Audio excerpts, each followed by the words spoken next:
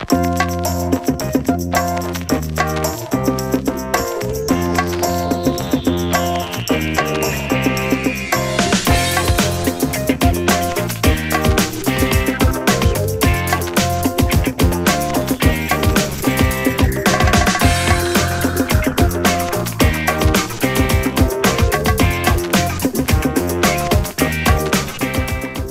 my name is Nick Bykirk. I'm a design and technology teacher, and I would like to share with you a few things about my fabrication facility for design, technology, and engineering.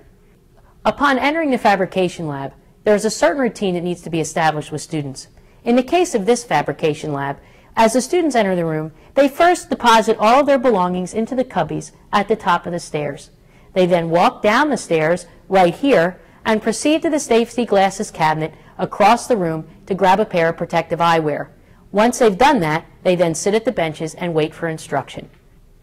Okay, once the students have deposited their belongings and come down the stairs, they come over to the safety glasses cabinet, open up the door of the safety glasses cabinet, and choose a pair of protective eyewear. The protective eyewear has to be such that it is ANSI approved, and it has to fit the student's head and face correctly to keep the eyewear on at all times when materials are being processed. I would like to point out before we go on that this protective eyewear cabinet has storage for several pairs of glasses. But what's even more important than that is that there's an ability to sterilize the glasses after the students have worn them. There's an ultraviolet light that is equipped in this cabinet for that purpose.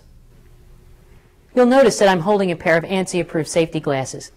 I've now completed the routine of coming down the steps over to the safety glasses cabinet, and now I'm going to put on my safety glasses, go to the bench area, and wait for instructions. Let's take a moment and talk about the benches specifically. If you notice, this is a 4-student workbench. You know it's a 4-student workbench because there are 4 bench vices positioned at each corner of the bench. Also, notice that no vice lines up with one another. They're all offset on each corner, so you can have 4 students working independently. The other thing I want to point out about this bench is it is made of a thick, solid maple top that will last years and years with use and abuse.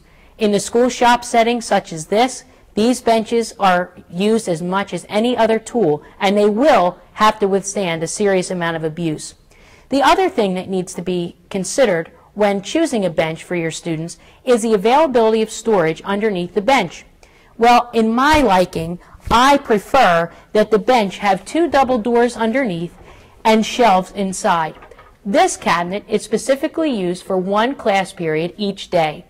There are other options available for storage under benches. However, this one maximizes the space underneath the best. That was a good take. In this lab, we have 6 benches. Each bench has 4 student workstations and therefore 4 stools, meaning that in this room, during a fabrication period, we can have a maximum of 24 students working because of the 24 available seats at the benches. The teaching of STEM, science, technology, engineering, and mathematics, requires kids to have an enormous knowledge base of those subjects. However, the core of this type of discipline is the actual design and make aspect. In order for students to begin to develop abilities in design and make, there has to be a tremendous amount of teaching that goes on in a facility like this. Primarily, in design and technology, we use a demonstration approach, which would be students gathered around the bench and they would learn a new process, technique, or procedure. However, just because this is not a traditional classroom, there is room for traditional teaching to occur as well.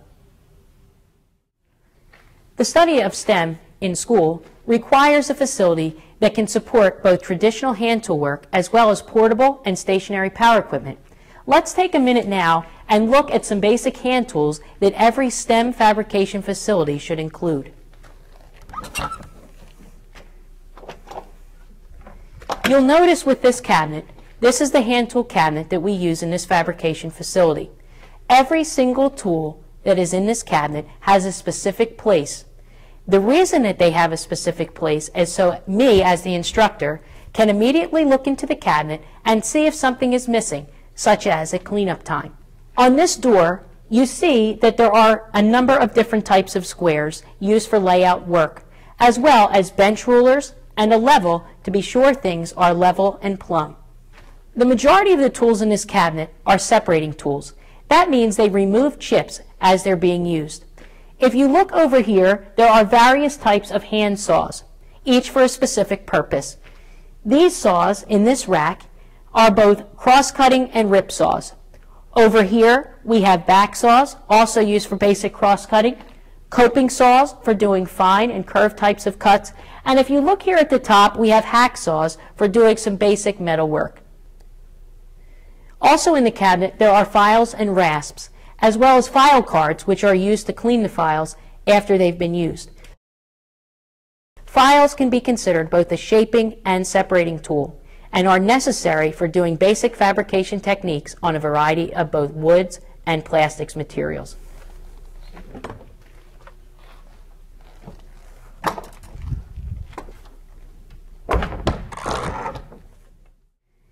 We've just finished looking at the bench area, as well as our hand tool cabinet and the way in which it was organized. Now it's time to start to look at some of the stationary power equipment that every fabrication facility should include. Before we talk specifically about any one piece of machinery, I think it's important to emphasize some specific safety things that have to occur with all pieces of industrial machinery. First of all, you'll notice around this machine here, there is a safety zone painted on the floor. That safety zone is painted with caution yellow paint and then outlined with yellow and black caution tape. That piece that is painted on the floor is what we refer to as a safety zone. The safety zone allows for only one operator at any one time using that piece of equipment. Only one person should be in that safety zone while that machine is in operation. Every fabrication lab should have a few basic machines. Let's start looking at those machines now, starting with the drill press. The drill press is a very basic piece of stationary power equipment, but one that is necessary to do some very basic or even complex tasks in a fabrication setting. This machine is used most specifically for drilling and boring different size holes.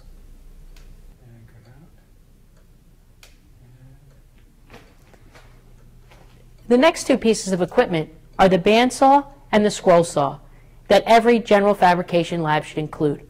The bandsaw is primarily used for making curved cuts on various materials, including woods, some non-ferrous metals, and plastics. Over here at the scroll saw, we can also make curved cuts. However, we use this saw to do work with smaller, thinner materials, again including wood, metals that are non-ferrous, and some plastics. Okay, very good. Another concern when using this type of machinery is the removal of chips. In order to remove the chips from the cutting tools, we use dust collection hoses. These dust collection hoses are hooked to a port on the machine and then are fed through a central vacuum line that is located on the outside of the facility. Another necessary type of equipment to have in every general fabrication lab would be some type of sanding machines. In the case of this lab, we have a belt sander right here. A belt sander is a large abrasive belt which goes around on two wheels and allows you to ease an edge on a finished piece of work. The second type of sanding machine we have in this fabrication lab is an oscillating spindle sander. This machine both rotates in a circle as well as goes up and down. This controls the wear on the drum of the sander. This is used to sand concave profiles onto the edge of a piece of work. Okay, we've looked at some basic machines that every fabrication lab should include. However, there's some additional ones that would really make the facility more usable. To start out, I want to talk a moment about the table saw. A table saw is probably the most versatile machine in the shop. It is used for most basic operations of ripping and cross-cutting on wood materials. However, non-ferrous metals can also be cut on this machine. Another machine that will really lend itself to being efficient in the lab is the sliding compound miter saw. This machine is used for doing cross-cut operations only on wood materials. When we come over to the machine like the chop saw or the sliding miter saw, we also need to have space. Space to the left-hand side of the blade, on the fence and the table, as well as to the right-hand side of the blade. Oftentimes, you will take a piece of wood from the rack that is very long, and this table and area around the saw has to accommodate that length when making things roughly to size. Another machine we would like to talk about here is the joiner. A joiner is used to make the edge of a board smooth in preparation for going to both the chop saw and then the table saw.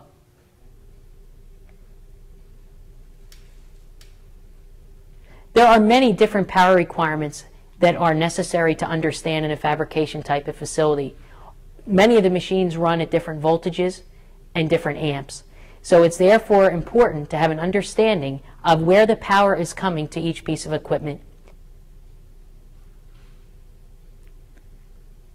This box is independent to the lighting in the room. This box controls all of the stationary power equipment as well as the outlets over the benches. It is controlled by the emergency power lockouts located on the perimeter walls of the room. The emergency power lockouts make it possible to immediately cut the power off to all stationary power equipment and to the benches in case of an emergency.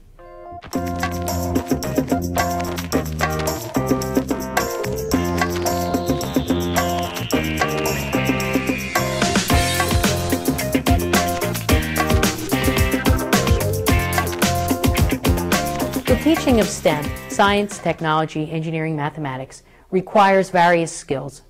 One of the most important aspects of teaching the technology and engineering aspect of the STEM curriculum is the fabrication aspect. With the fabrication aspect comes a tremendous responsibility for both the teacher and the student.